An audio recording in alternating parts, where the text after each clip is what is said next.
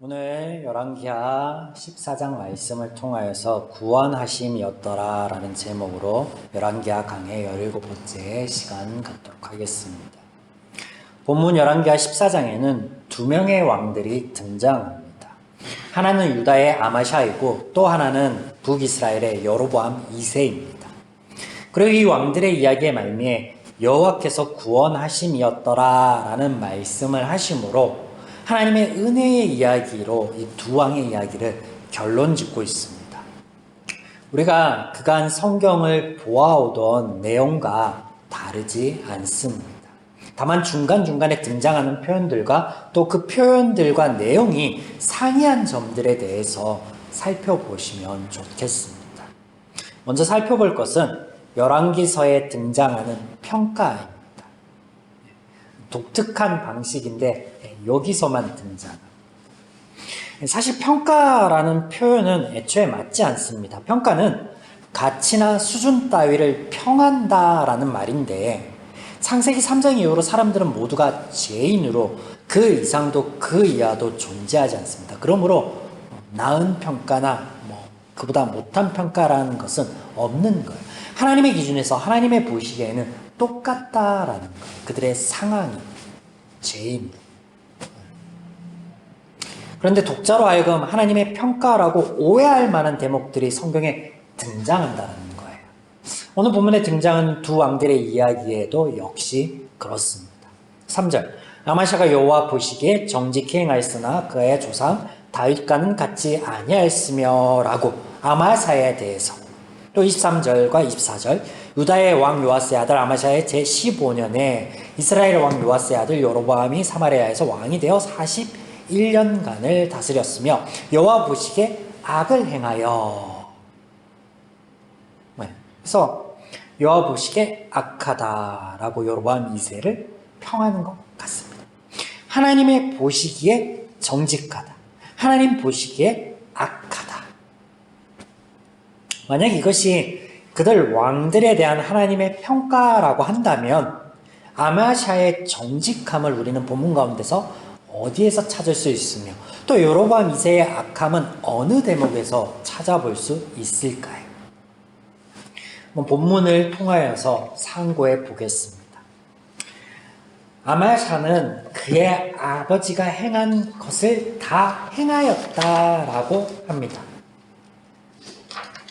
그리고 모반으로 왕을 죽인 자들을 죽음으로 다스리고 그 아들들에게는 죄를 묻지 않음으로 신명기에 등장하는 하나님의 말씀을 지켰다라고 본문은 표현하고 있습니다. 그래서 3절에 아버지 요아스가 한 것만큼 하였다. 세 번역으로 읽어드렸는데요. 다시 아버지 요아스가 한 것만큼 하였다. 그 이상도 그 이하도 아니라 딱 그만큼 하였다라는 거죠. 그러면 아버지 요아스 왕이 무엇을 하였습니까? 제사장 여호야다의 말을 따른 것, 성전을 보수한 것. 우리가 이 두 가지를 떠올릴 수 있겠는데요. 이 두 가지가 모두 다 정치적인 이슈에서 비롯된 것이지 신앙의 차원이 아니었음을 우리는 지난 강해 속에서 찾아보았습니다. 오히려 아마샤가 그의 아버지 요아스처럼 산당을 통해 백성들과 더불어 우상을 섬겼다라는 대목이 눈에 들어옵니다. 여러분, 그가 행한 선이 보이십니까? 또 6절 왕을 죽인 자의 자녀들은 죽이지 아니하였으니는 모세율법에 기록된 대로 함이라. 곧 여호와께서 명령하여 이르시기를 자녀로 말미암아 아버지를 죽이지 말 것이요 아버지로 말미암아 자녀를 죽이지 말 것이라. 오직 사람마다 자기의 죄로 말미암아 죽을 것이니라 하셨더라. 혹자들은요, 이 구절을 통해서 아마샤가 당시 성행하였던 동해보복법과 연자제를 끄는 인물로 평합니다. 동해보복법이 뭐예요? 눈에는 눈, 이에는 이. 연자제는요, 아버지의 죄를 아비에게, 할아버지의 죄를 순자에게 이렇게 묻는 거죠. 과연 그럴까? 하나님께서 동해보복법은 허용하되 연자제는 불허하는 말씀을 하셨는가? 아니에요. 아닙니다. 그런 의도의 말씀을 하신 적이 없어요. 그런 말씀을 하신 적이 있어요. 의도는 그것이 아니었다라는 거죠. 하나님께서는요, 하나님의 말씀을 듣겠노라 라고 스스로 고백한 이스라엘에게 가르친 것, 그 핵심이 무엇이냐면 하나님의 마음과 원리, 하나님의 마음과 원리. 방법론을 가르친 것이 아니에요. 우리가 익히 나누어 알죠. 하나님의 마음과 원리는요, 피해 보복을 막는 데 있습니다. 이를 위해서 하나님께서 만드신 게 뭐예요? 도피성. 아시죠? 아마샤가 하나님의 말씀을 따랐다라는 이 6절의 말씀은요, 신명기 24장 16절의 말씀입니다. 24장 16절. 우리는 이 구절만 볼 것이 아니라 이 신명기 24장의 하나님의 말씀이 우리에게 가르치시는 원리가 무엇인가, 하나님의 마음은 무엇인가에 대해서 주목할 필요가 있습니다. 간략히 설명을 드리자면 신명기 24장의 핵심은요, 억울한 자를 만들지 말라라는 거예요. 억울한 자. 이것을 위해서 하나님께서는 결혼한 지 1년이 지나지 않은 남편은 그 가정을 위해서, 아내를 위해서, 또 남편을 위해서 군에 편성할 것을 금하시며 이웃에게 무엇인가를 구워줄 때는 저당물을 취하지 말 것과 취하여도 그것을 돌려주어서 그의 삶에, 해지기 전에 돌려주어서 그의 삶에 불편함이나 해를 주지 말 것을 말씀하십니다. 또 품삯을 미루지 말 것을 말씀하시고 가족이라는 이유로 죄를 되물림하지 말 것을 말씀하세요. 객이나 고아의 송사도 억울하게 하지 말 것을 말씀하십니다. 이 전체 24장의 말씀이 가리키는 건 뭐예요? 억울한 자를 만들지 말라라는 거예요. 살인을 살인으로 갚으라라는 말씀을 하시는 게 아니에요. 그렇죠? 또 나아가 연자제의 말씀을 하시는 게 아니에요. 그 말씀을 떠올릴 만한 말씀 하시죠. 그런데 그런 말이 아니에요. 하나님의 마음과 원리는 용서와 화평과 자애, 그런 것이죠. 아마샤가요, 하나님의 말씀을 따르고자 하였다면요, 용서하는 거죠. 용서하는 거. 자신의 아버지를 죽음으로 내몬 신하들을 용서해야 되는 거죠. 아마샤는요, 하나님의 말씀을 따른 것이 아니라 그의 필요에 의해서 말씀을 차용한 것이에요. 우리가 이런 패턴을 이전에도 보았습니다. 말씀을 나누면서 보았죠, 이런 행태를. 그 전에 여호야다 제사장도 그랬고 다른 왕들도 그랬었죠. 성경에 기록된 이 짧은 이야기의 실상은요, 이런 거예요. 이런 거예요. 제가 들려드릴게요. 1년의 무리가 반역을 통하여 왕을 처단하고 그의 아들을 후대의 왕으로 세웁니다. 그가 아마샤입니다.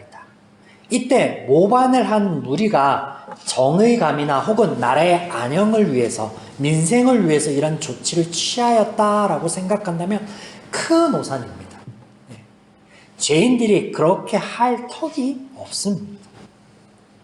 그들이 그의 아버지를 죽이고 아들인 아마샤를 세웠을 때는요, 그 전에 이런 일이 있었거든요. 이 비슷한 일이.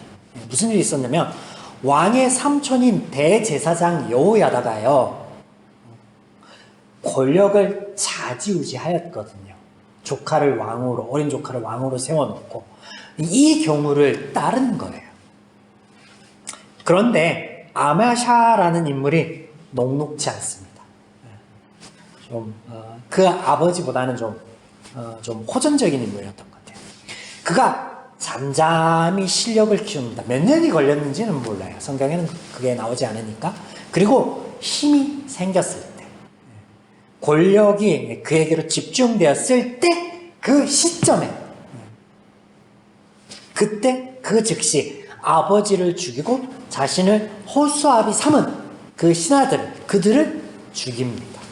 우리말 성경 번역본에 두 곳 정도가 생략된 원어가 있는데 실제 원어의 내용은 이런 거예요. 그리고 아마샤는 역적의 아들들을 살려둡니다. 말씀을 따른 것처럼 그가 정말로 하나님의 말씀을 가까이 하고 따른 자라면 복수를 할 일이 아니었는데, 우리말 성경에는 신복들을 죽인 것으로 평이하게 번역되어 있으나 실상은요, 그들에게 잔혹한 복수의 살인을 한 것으로 원어는 기록하고 있습니다. 그렇다면 그런 그가 왜 반역의 무리, 잔당들, 그의 아들들을 살려주었는가라는 거예요. 실상은 무엇인가라는 거예요. 이것이 다음 이야기의 그 이유에 대해서 설명을 하고 있는 거예요. 자, 그가 왕권을 강화하고 힘을 키워서 한 첫 번째 일이 뭐예요? 피해 보복이었고요. 두 번째 일은요, 전쟁입니다. 둘 다 성공을 합니다. 처단도 성공을 하고 전쟁을 통해서 잃어버린 속국이었던 에돔도 정복을 하고 땅도 차지합니다. 이에 그간 상대적으로 강국이었습니다. 같은 민족이지만 유다를 하찮게 여긴 이 북이스라엘을 어떻게 도발합니다. 그 결과 박살이 나죠. 앞서 반역의 무리의 잔당들을 살려준 것, 그의 선함이나 관용, 말씀을 따른 것이 아니라는 거예요. 그럼 뭐냐? 그의 권력에 대한 교만으로 보아야 된다는 거예요. 교만하여 북이스라엘을 도발하였던 것처럼. 왕권을 강화하고 내게 이제 힘이 있으니까 내가 뭔가를 해볼 만해! 라고. 그래서 살려둔 거예요. 저 잔당들쯤이야. 내가 얼마든지 죽일 수 있다는 거죠. 내가 얼마든지 케어할 수도 있고 내가 얼마든지 자주지할 수 있다는 거죠. 자, 아마샤에 대한 여호와의 평가, 정직함을 여러분 찾아볼 수 있습니까? 본문 안에서? 있어요? 없죠. 없습니다. 여로보암 2세는 어떨까요? 여로보암 2세. 여로보암의 죄에서 떠나지 아니하였다라는 구절 외에 아무런 부연 설명이 없습니다. 이 한 구절에 함축하고 있는 것일까? 그에게 하나님 보시기에 어떤 정직함도, 단 일말의 정직함도 없는 것일까요? 답에 대해서는요, 별로 중요하지 않습니다. 잠시 미뤄두겠습니다. 자, 이제 두 왕의 이야기의 결말부를 보시겠습니다. 결말부. 하나님 보시기에 정직한 왕이었던 아마샤는 비록 왕권을 강화하고 에돔을 정복하나 북이스라엘에게 대패하여 안방을 털립니다. 성전과 왕궁의 재물들과 또 사람들을 볼모로 잡히고 맙니다. 여기서 끝이 아닙니다. 그 아버지의 때처럼 그도 반역의 무리들에 의하여 살해를 당합니다. 반면 하나님 보시기에 악한 왕이었던 여로보암 2세는요, 영토를 크게 회복하는 듯 굉장한 번영을 누립니다. 하나님의 평가에 대한 결말로 보기에는 그 결말부가 찜찜해요. 반대, 바뀌어야 되지 않나요? 바뀌어야 되잖아요. 혹자들은 그래서 아마샤가 온전히 하나님을 따르고 쫓아야 되는데 산당을 남겨두었다. 그 산당 때문에 이렇게 되었다라고 합니다. 말도 안 되죠.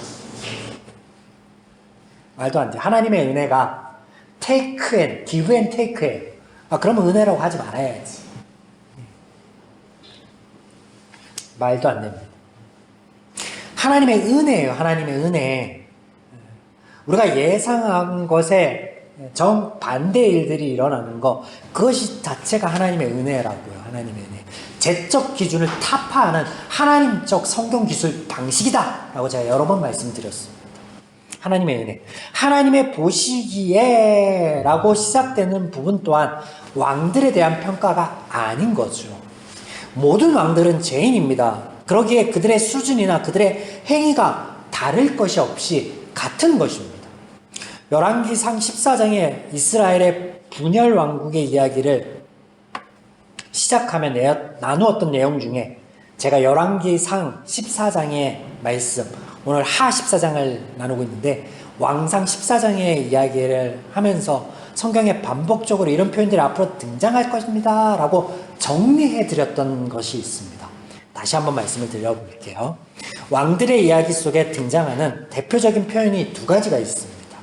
하나는 다윗의 마음, 다윗의 길고, 다른 하나는 여로보암의 길, 여로보암의 죄입니다.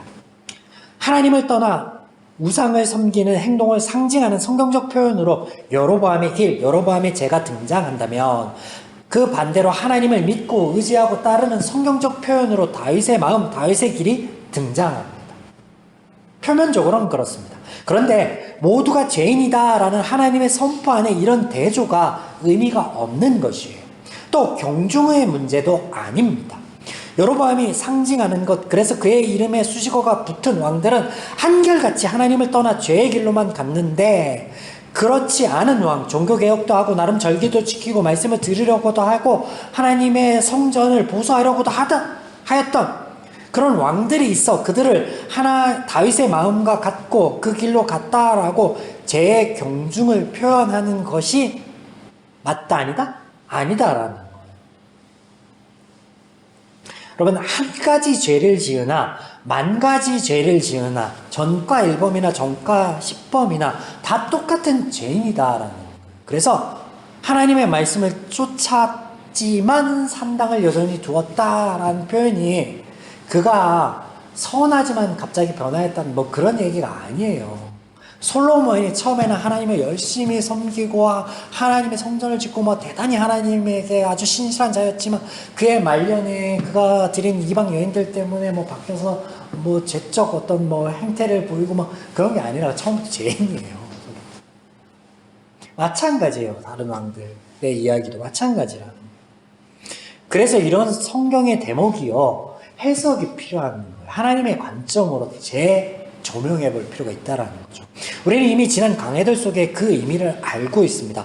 다윗의 마음, 다윗의 길이란 그가 보여준 선하고 의로운 길, 즉 사람의 마음이나 행동을 보고 하나님께서 표현한 것이 아니라 악인을 구원하시며 은혜를 베푸시는 하나님의 구원과 은혜, 하나님의 선한 역사의 결과 혹은 약속으로 표현하고 있는 거예요. 다윗을 만들어내신 하나님이요, 다윗이 하나님을 의지할 수밖에 없도록 그의 삶에, 그의 평생에 은혜를 베푸시고 함께하여 주신 그 하나님을 조명하는 것으로서의 다윗의 길과 또 다윗의 마음이 등장하는 것입니다. 그리고 또한 하나님께서 그와 같이 내 은혜를 만민들에게 비추어 알게 하겠노라라는 하나님적 선언으로서 등장합니다. 하나님께서는 인간의 행위에 근거하여 역사하지 않는다 하셨습니다. 인간을 사랑하는 그 하나님의 마음, 그 사랑으로 인하여서 역사하시는 거예요. 그래서 은혜라는 거예요. 그래서 은혜. 여호와께서 이스라엘의 고난이 심하여 맹인자도 없고 노인자도 없고 이스라엘을 도울 자도 없음을 보셨고, 26절에 이것이 하나님의 마음이에요. 변하지 않는 하나님의 마음과 하나님의 역사의 기준입니다. 하나님이 아니시면 답이 없기에 하나님께서는 여로보암 2세와 북이스라엘을 도우십니다. 은혜의 역사를 이어가시는 거예요. 그들이 살 수 있게 하여 주십니다. 유다의 아마사의 이야기 속에서는 하나님이 어디 계신가요? 그러니까 북이스라엘과 여로보암 2세에는 확연히 드러나는데 아마사의 이야기에는, 유다에는 하나님의 은혜가 어디에 있을까요? 네, 아마샤의 아들 아샤랴가 왕이 되는 것, 다윗에게 하셨던 언약을 지킴으로 하나님의 은혜의 역사를 이어가시는 거예요. 또 있습니다. 대패하여 끌려간 아마샤가 무슨 연고인지는 모르지만 예루살렘으로 돌아오게 하시며 조상들과 함께 장사되게 합니다. 살인을 당하였는데 조상들과 함께 장사함으로 그냥 평안한 말년을 보낸 뭇 왕들과 동일한 말년을 보내게 하십니다. 그 이면의 역사하신 분이 하나님이시다.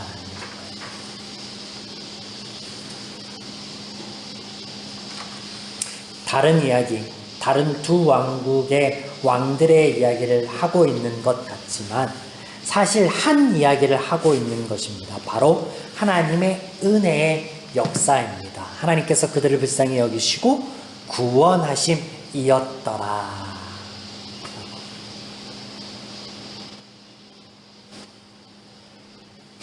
여러분, 청개구리 짧은 전래 동화의 이야기를 아실 겁니다. 청개구리의 엄마가 모가 죽으면서 그렇게 말 듣지 않는 아들에게 반대로 할 것을 기대하면서 내가 죽거든 내 무덤을 천변에 개울가에 하라 라고 하였을 때 그 말의 진의가 뭐예요? 무덤을 쓸려 내려갈 개울가에 하라는 거예요? 아니죠.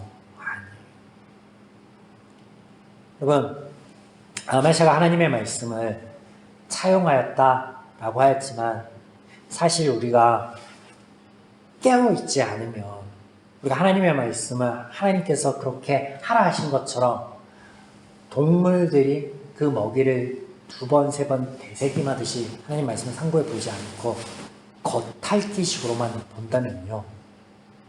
하나님은 하지 않는 사람들에 대한 평가를 할 것이고 또 하나님의 은혜 가운데 은혜를 가리게 되는 하나님 모습 아닌 모습을 하나님으로 오용하고 오해할 것입니다.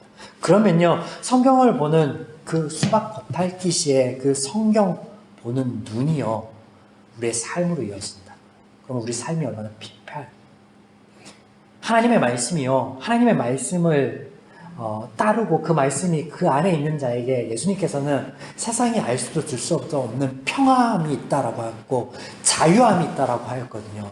근데 그렇지 않은 수많은 우리의 삶의 상황들, 정황들이요, 그런 것에 하나님의 말씀밖에 보지 못하고 그것을 우리의 삶으로 가져와서 우리가 보지 못할 때입니다.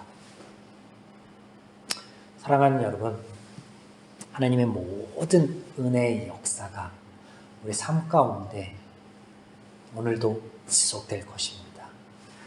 유다에게 그렇듯이 북이스라엘에게 그렇듯이 그 하나님의 은혜의 역사를 은혜로 볼 수 있고 누릴 수 있는 저와 여러분에게 또 우리 한 주의 발걸음이 되기를 주님의 이름으로